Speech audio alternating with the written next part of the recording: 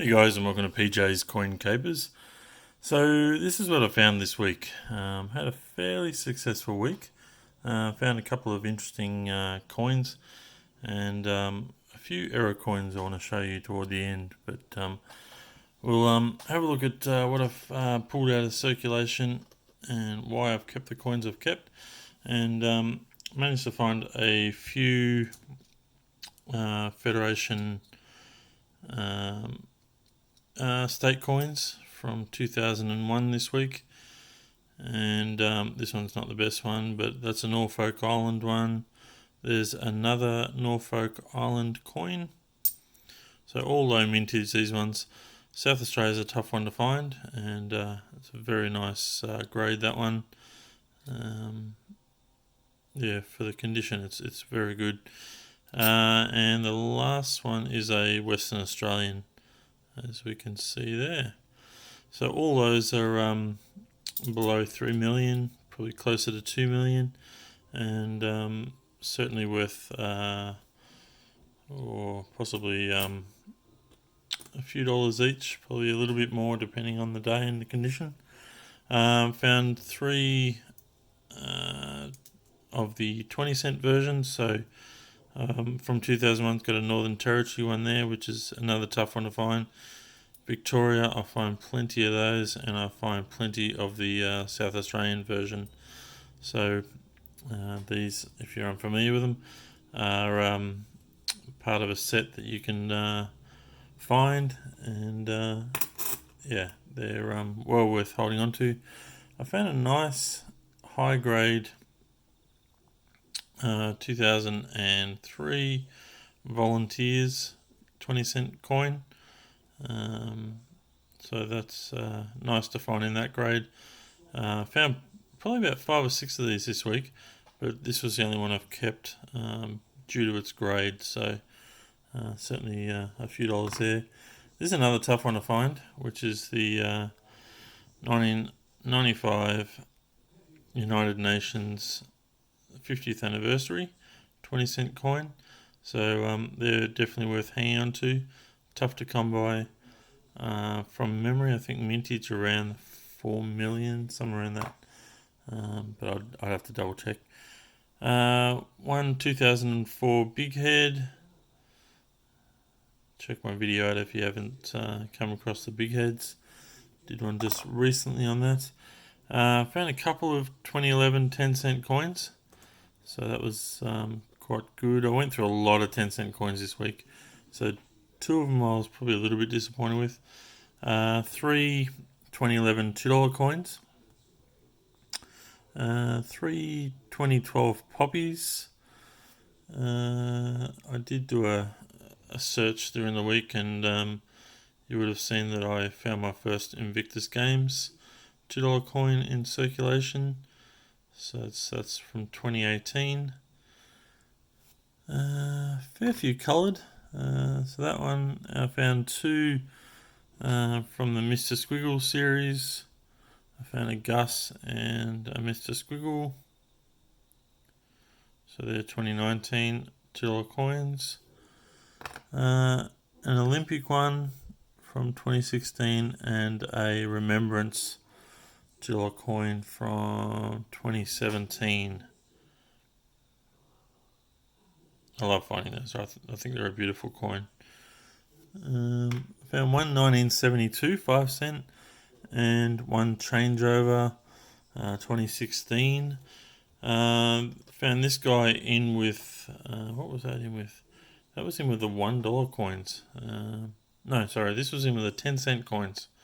New Zealand $1 coin from 1990, and this, if I can pick it up, 10 pence was in with the dollar coins. So British coin there.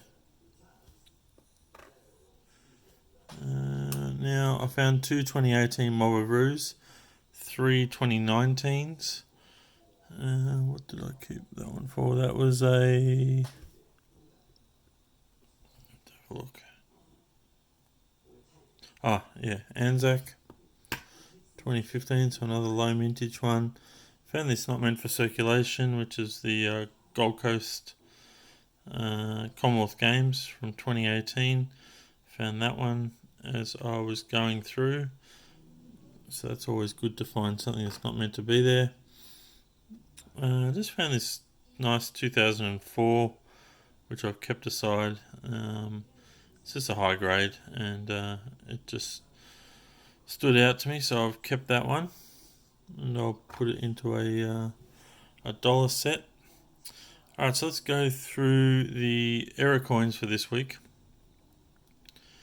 And this was just a 2015 missing leg.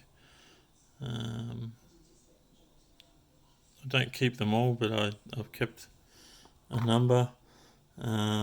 This one here is a very interesting, actually the next two are very interesting. This one here I haven't 100% decided yet, but it could have had a bit of wire on the actual die or on the press when this coin was minted back in 1980. So I've seen these wire errors before, and if you can see into where that sort of crack is, you can still see that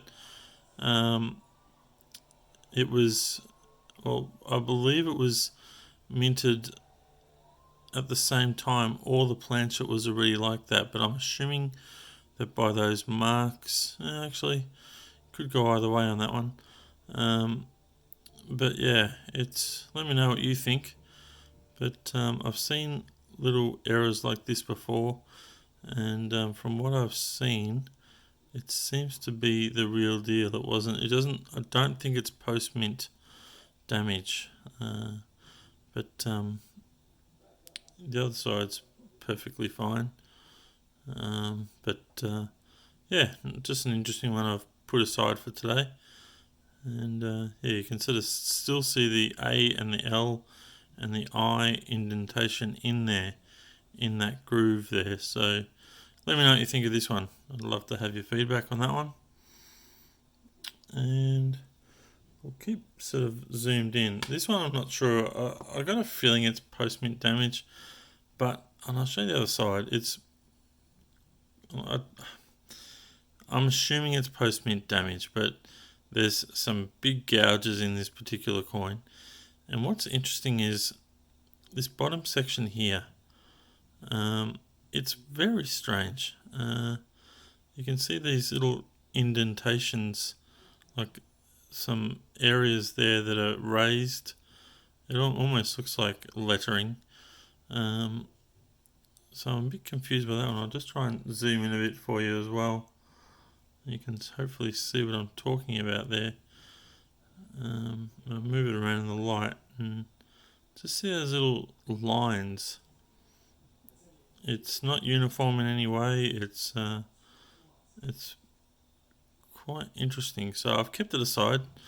I haven't decided whether or not it's an error coin or not, but it's just something that needs maybe some more research, or something I'll see in the future will tell me something about it. But yeah, very interesting. But yeah, the other side are big gouges in it, which you would have thought would be post mint, and it's certainly got a bit of a bang there. So yeah, it probably is post mint damage, but I didn't want to 100% rule it based on what I can see on this side. Alright, so we'll zoom back out again.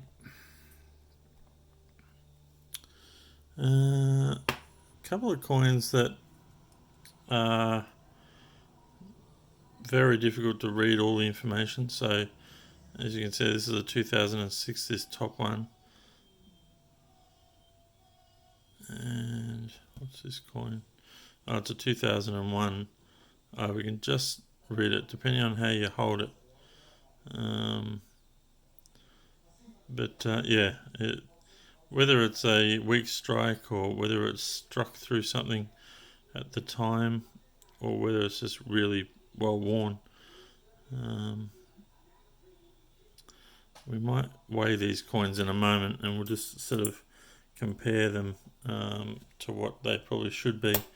And these two coins here, I found a couple of nice decent rim cuds. So as you can see there, rim cut along the side there, and another rim cut on this coin. So that's a 2004, and that's a 2002. So yeah, I was quite happy to find a couple of rim cuds. Well worth looking out for if you haven't come across any. Alright, so put those ones down. There's one other thing I just want to show you. Just zoom back out again, and I'll just bring the scales in. So this coin here, I found in circulation this week as well, and you can see that it is well and truly worn down. I don't know how it's become like this, whether it's been on a sander or something like that, and the milling around the edge is almost non-existent. You can just see some faint lines there. So a good way to check to see what's going on with this coin is to weigh it, and let's weigh a normal coin first. And that's just over 9 grams. I'll check another.